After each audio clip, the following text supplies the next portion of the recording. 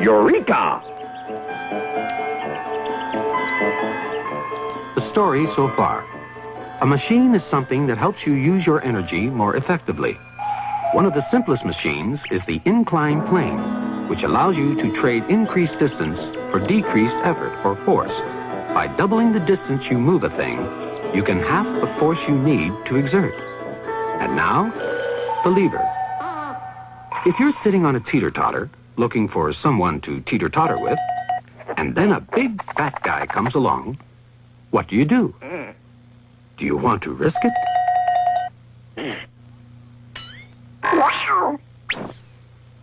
Now, there's an easy way you could have avoided that. Two easy ways, in fact.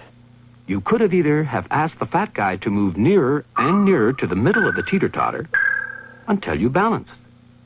Or else, you could have made a little adjustment to the teeter-totter before he sat down on it. And then, you would also have balanced. Both methods really boil down to the same thing. You see that support the teeter-totter is resting on? Well, scientists have a fancy word for that. They call it a fulcrum, which is simply Latin for a support or pivot. Anyway, whether the fat guy moves himself closer to the fulcrum, or whether you move him closer to the fulcrum by moving the teeter-totter, the result is the same. The distance between him and the fulcrum becomes less than the distance between you and the fulcrum.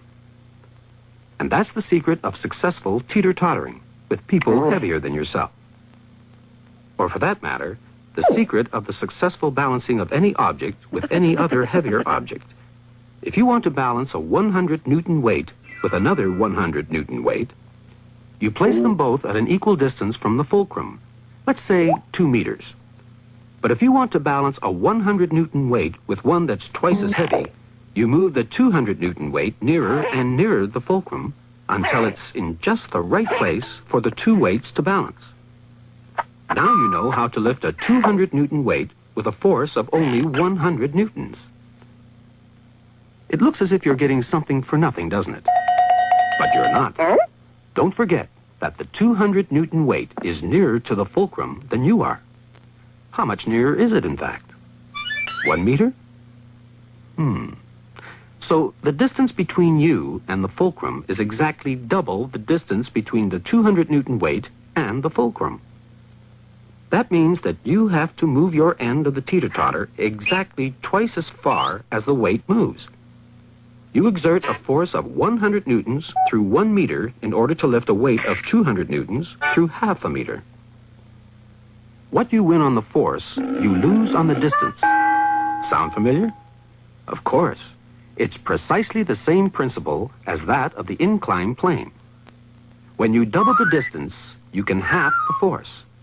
This is true whether you're using an inclined plane or a teeter-totter.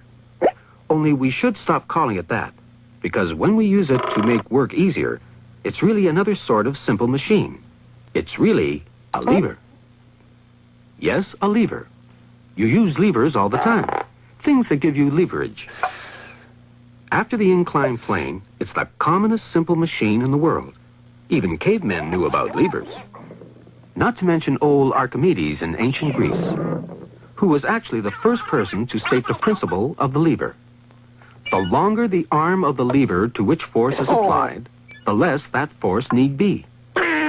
In fact, he got so excited about this one day that he said, "Give me a fulcrum on which to rest, and I will move the earth." That may have been taking things a bit too far, but at least you now know enough to go down and apply Archimedes' principle of the lever to your teeter-tottering.